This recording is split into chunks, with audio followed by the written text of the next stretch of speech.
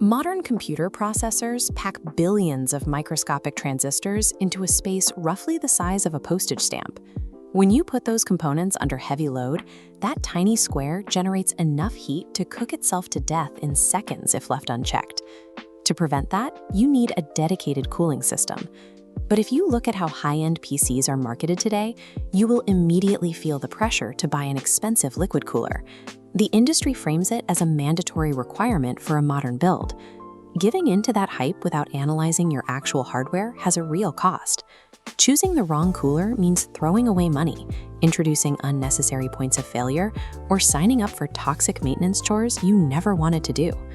The reality is that PC cooling spans a massive spectrum.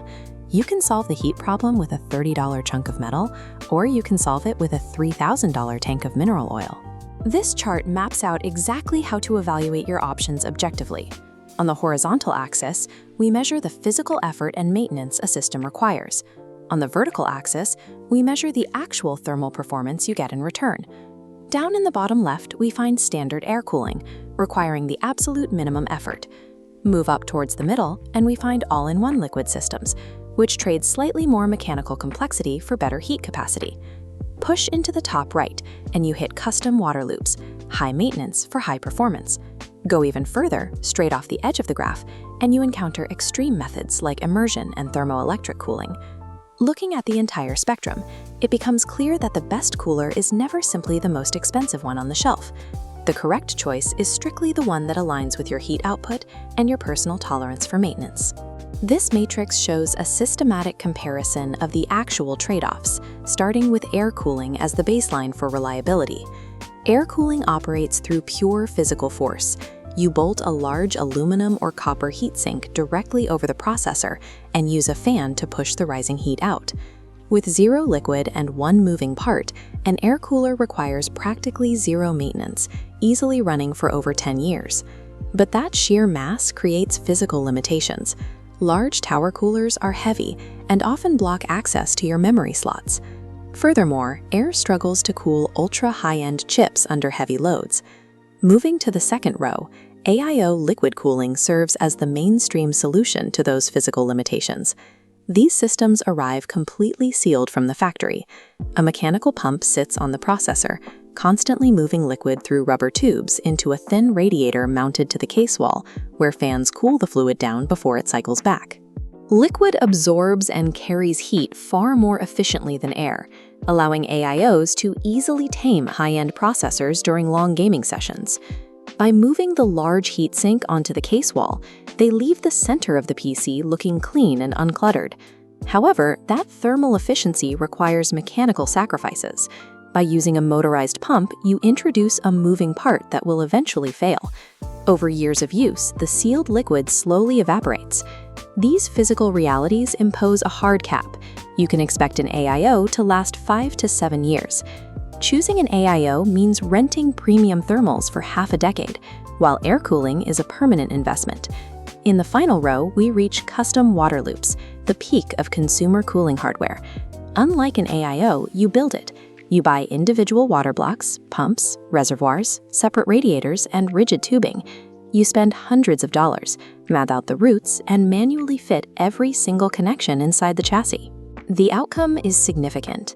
A custom loop provides unmatched thermal capacity, easily cooling a high-end processor and graphics card while running virtually silent. Visually, it is the closest thing to modern art. But maintaining that system requires a heavy labor commitment. Every 2 years, you must drain and refill the coolant. Even before the first boot, you have to run hours of intensive leak testing. A single loose fitting can drip water onto an active motherboard and destroy thousands of dollars of hardware in an instant. Building a custom loop constitutes a major long-term commitment to aesthetics, serving as functional art for builders who genuinely enjoy complex mechanical maintenance. If you move completely away from standard water systems into extreme methods, you find setups like passive cooling. It eliminates fans and pumps entirely, using massive heat sinks to silently radiate heat directly into the natural airflow of the room. The trade-off for 100% silence is strict hardware limitation. Passive cooling can only handle specialized low-power chips. A high-end processor would overwhelm the metal and overheat in seconds without forced air. At the opposite extreme is immersion cooling.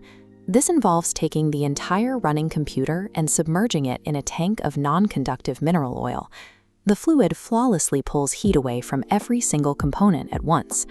But upgrading a part means facing a messy, hours-long chore of pulling the hardware from oil, draining it, and drying it. Finally, there is thermoelectric, or TEC cooling. By pushing hundreds of watts of electricity through a specialized semiconductor plate, you can artificially force the CPU surface temperature to drop below the temperature of the room itself.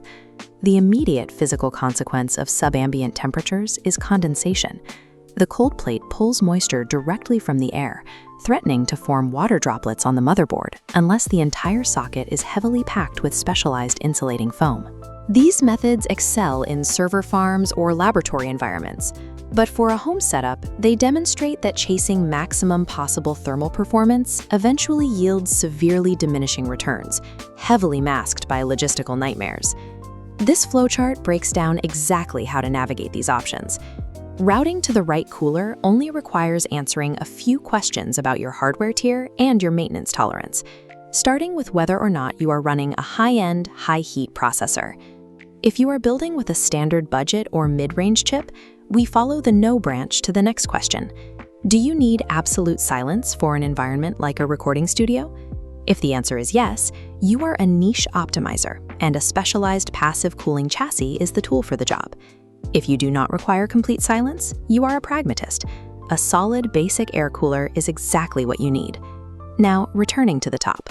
If you're running an expensive chip for gaming or heavy rendering, the heat demands liquid. So we ask, are aesthetics your absolute top priority? And do you have at least $500 for cooling parts? If you have the budget and the willingness to take on the manual labor, a custom loop delivers the ultimate aesthetic and thermal result. But if you want the clean looks and thermal headroom of liquid without draining tanks or leak testing tubes, you take the no branch directly to an AIO. The conclusions are straightforward. For the pragmatist and the vast majority of standard builders, air cooling remains the smartest, most reliable choice for a decade of use. You install it once and you forget it. For the power user running heavy heat loads, an AIO provides the optimal middle ground of clean design and strong performance, provided you accept the mechanical lifespan. You should never purchase a cooling system based on bragging rights or industry pressure. You only buy the system that accurately matches your hardware and perfectly matches your willingness to maintain it.